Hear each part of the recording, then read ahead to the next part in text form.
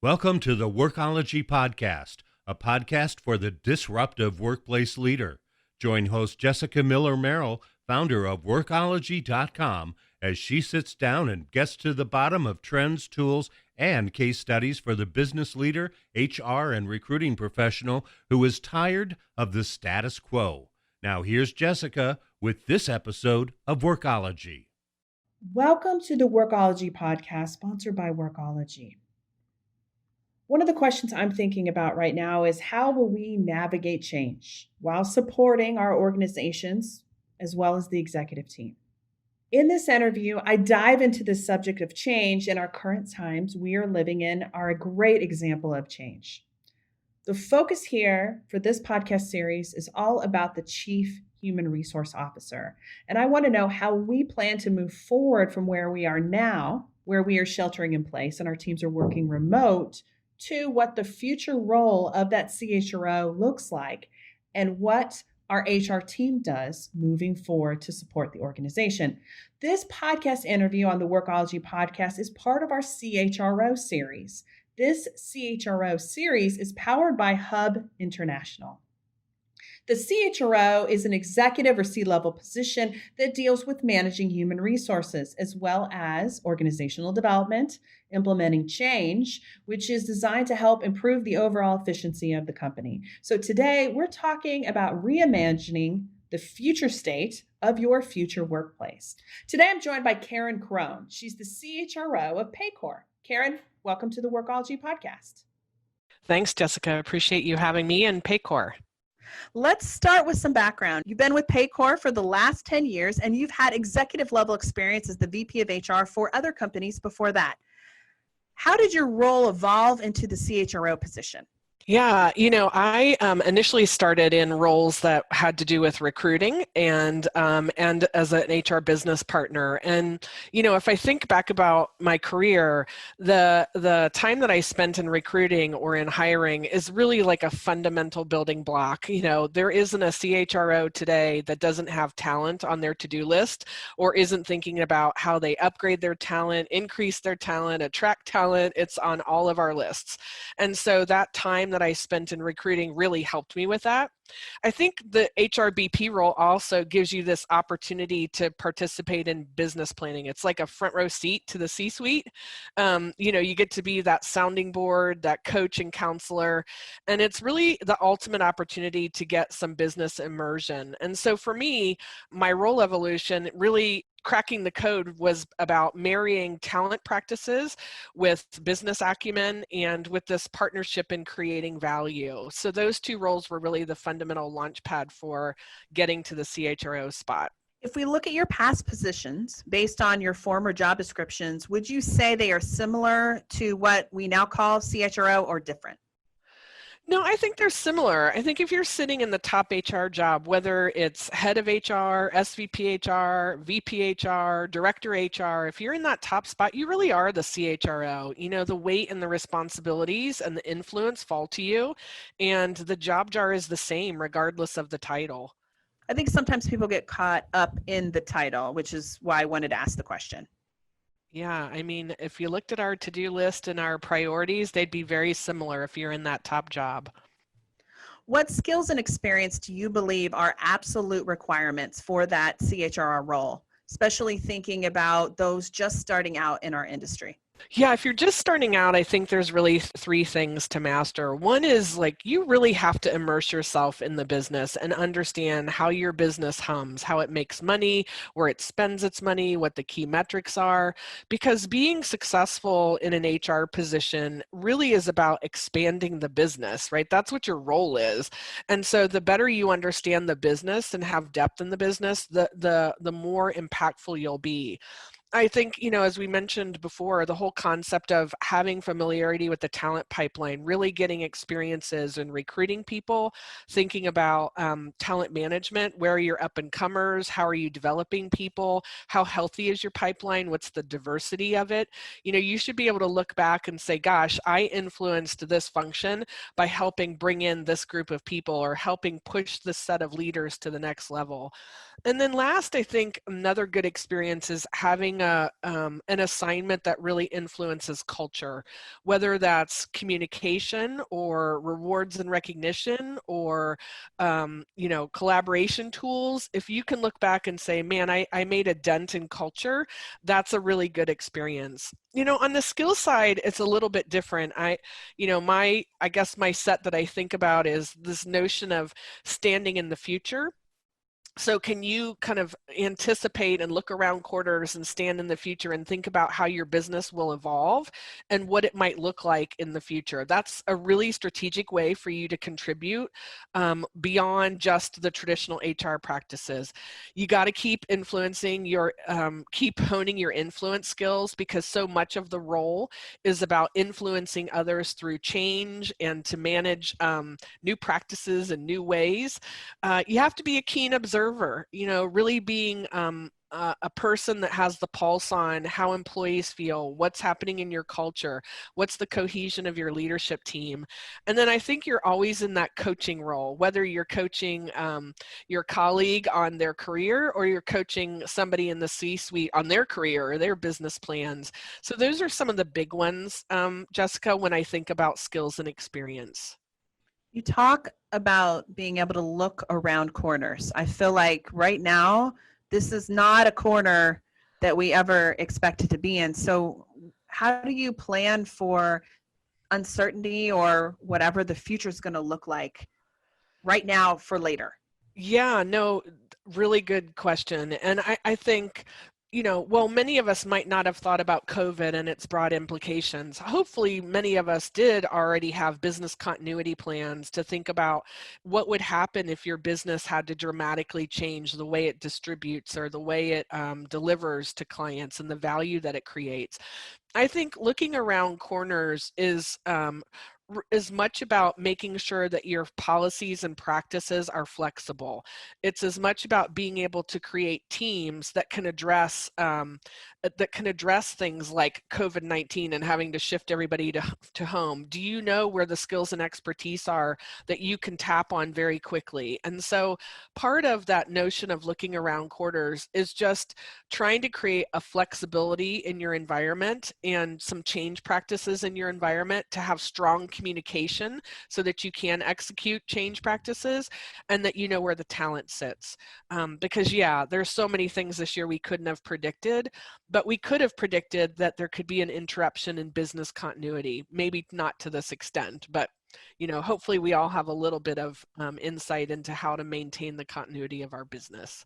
I love that. And thank you for sharing, because I think that a lot of us kind of feel like it wasn't the year that we expected it to be. But then again, we have a lot of businesses that are doing really well and they're hiring very quickly. So there's real diversity, I guess, in the business needs and just the business in general right now. Yeah, Jessica, one of my little guiding principles has always been that you always learn the most in the extremes, the extremely good times and the extremely bad times.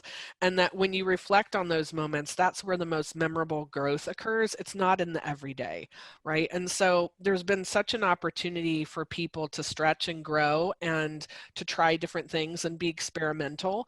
And that leads to growth. And I think, when we reflect on this in 5 or 10 years on the impact it's had on business, we'll see more positive outcomes than we will downsides. I agree with you. Absolutely. I want to get back to the CHRO role. How does the CHRO role change how company leadership works with HR or vice versa? Yeah, great CHROs are business people first and foremost. And, their influence really comes from this deep understanding of strategy and process and performance. And I often say that the CHRO, when you combine them with your chief financial officer and your head of legal, that those functions are kind of like having a great offensive line in football. And so if they're in sync and they're doing the blocking, your skill players can be at their very best. And so, company leadership works best with HR when they understand you're committed to their success, you're in it for their success, and that you're trying to find ways to remove obstacles and say yes if it's in the best interest of the business and people. if you're only showing up with them about admin and compliance and rules, you're going to have a really hard time having influence and getting a voice. I love that you point that out, because when I asked you about the CHRO role, you did not say processing payroll or I-9 verification or any of those things. It was more about business alignment and change management. Yeah, I call those things the utility functions, Jessica. When you and I come into a room, we switch on the light switch, we expect to have lights every time, 100% of the time, right? And those functions, they have to work. That's like the basic responsibility.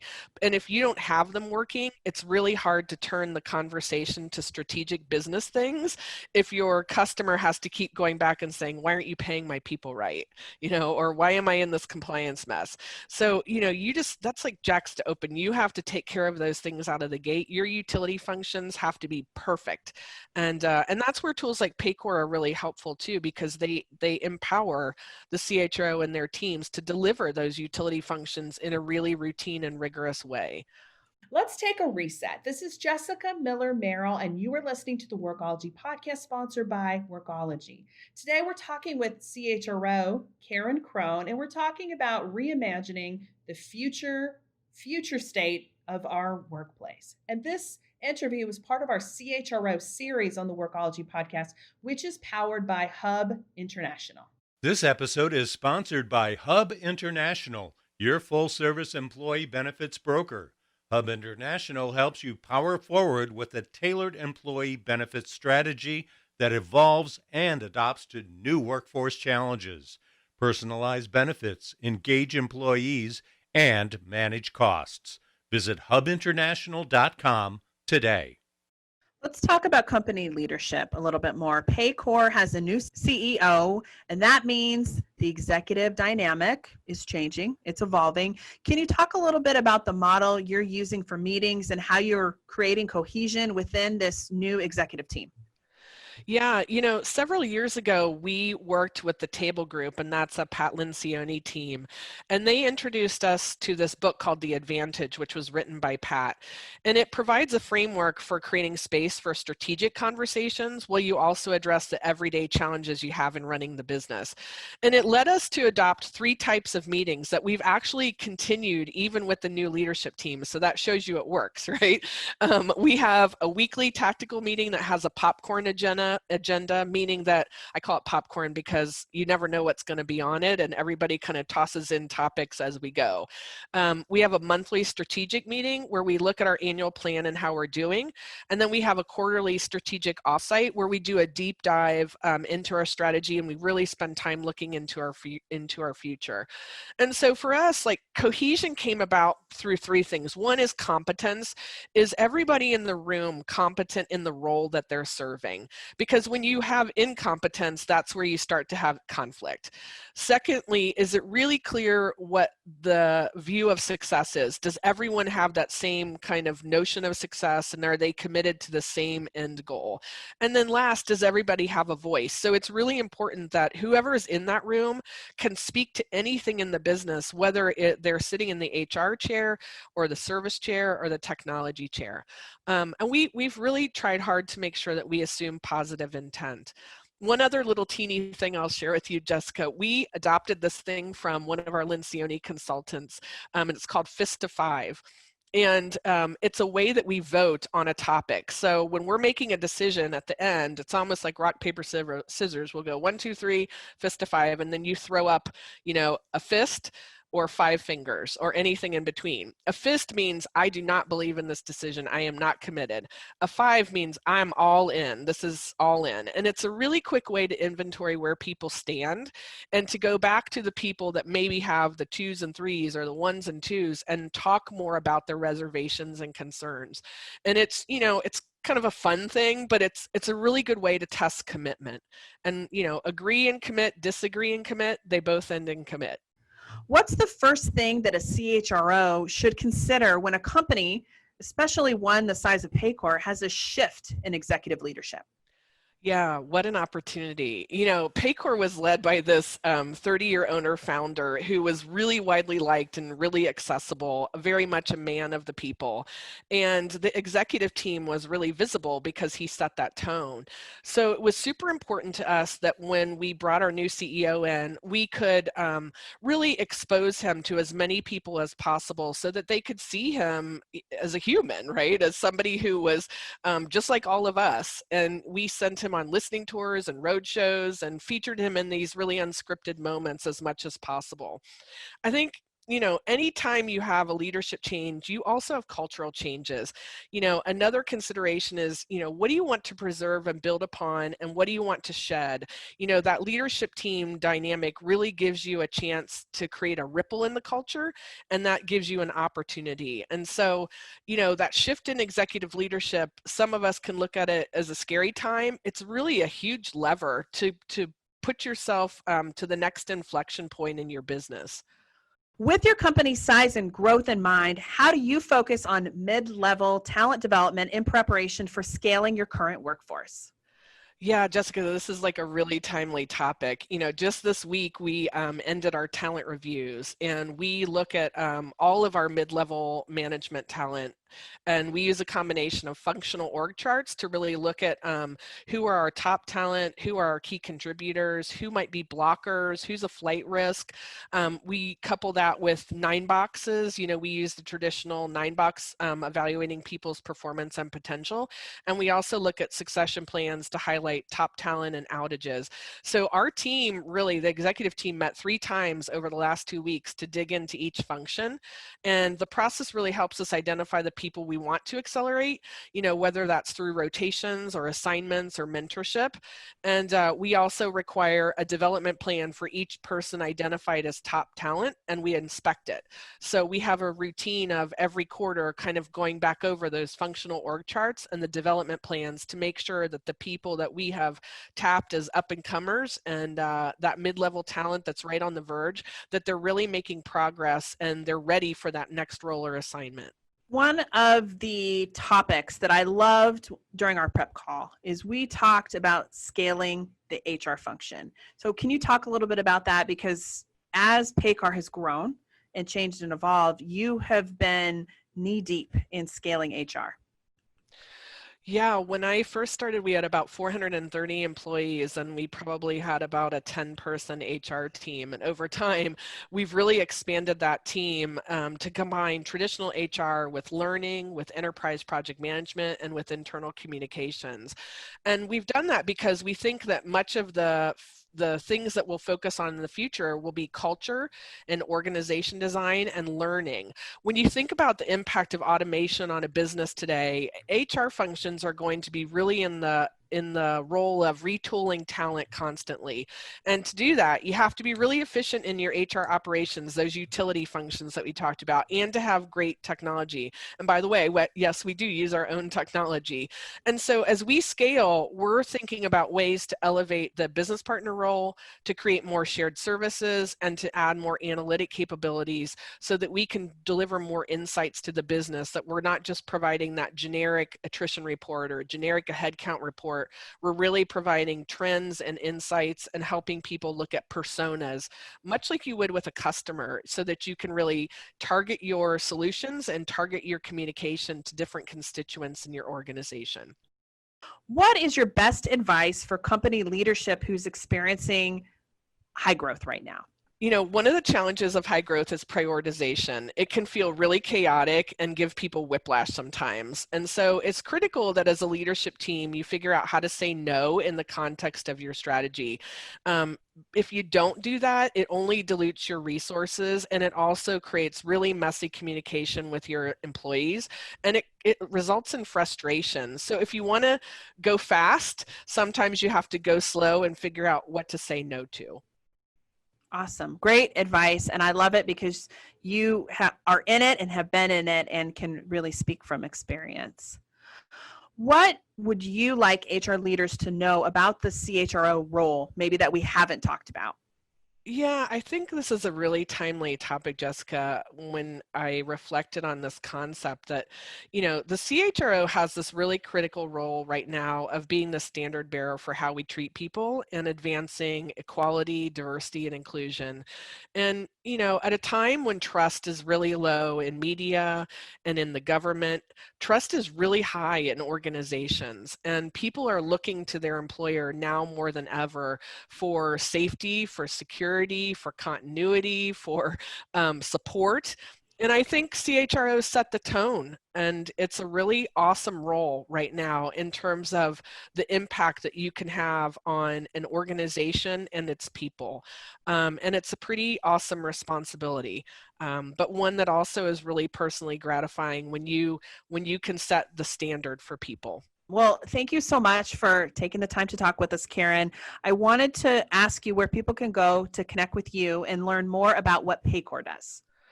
Yeah, my personal Twitter is at KL Crone, and I'm also on LinkedIn as Karen Crone at Paycor. And you can also email me at kcrone@paycor.com, KCRONE@paycor.com. And paycor.com has a tremendous amount of resources that we offer to HR professionals. We have an HR Center of Excellence, and it has all kinds of timely resources about what's happening in the HR and people world, whether that's new legislation, new compliance things, or ways to really just test the maturity of your function. So they're free resources, and we think one of our important jobs is to share expertise with HR professionals to help them with their business leaders in creating the best small and mid-sized businesses possible. Well, I so appreciate your insights into the Chief Human Resources Officer role, because I think for so many of us, it is kind of a mystical unicorn. So you're helping demystify the role of the CHRO. Well, thank you, Jessica. It's really interesting to delve into the role of the CHRO with everything going on, all the crazy stuff that's happening in the world. And I'm interested in how strategy and operations and the overall business works moving forward, especially if you're a company who's experienced a lot of growth, or maybe you are in high growth mode. This CHRO doesn't just lead HR within a company, it is a key role in structuring the leadership for a company's executive team. We've seen that with Karen, where Karen was an existing CHRO and a new leadership team has been brought in. How did the dynamics change? How does the CHRO support that new leadership team to meet their goals and expectations and business objectives? I appreciate Karen taking the time to share her knowledge with us today on the Workology Podcast. Now, this podcast is part of our CHRO series, Chief Human Resource Officer, and it's a great one. It is powered by my friends at Hub International. Thank you for joining the Workology Podcast, sponsored by Workology. This podcast is for the disruptive workplace leader who's tired of the status quo. My name is Jessica Miller Merrill, and until next time, you can visit workology.com to listen to all our previous podcast episodes. Are you studying for your HRCI or SHRM exams? Join our free HR Certification Study Group on Facebook. Search for HR Certification Study Group or go to hrcertificationstudygroup.com. Ace your HR exams with the HR Certification Study Group. Certification Study Group. Certification Study Group.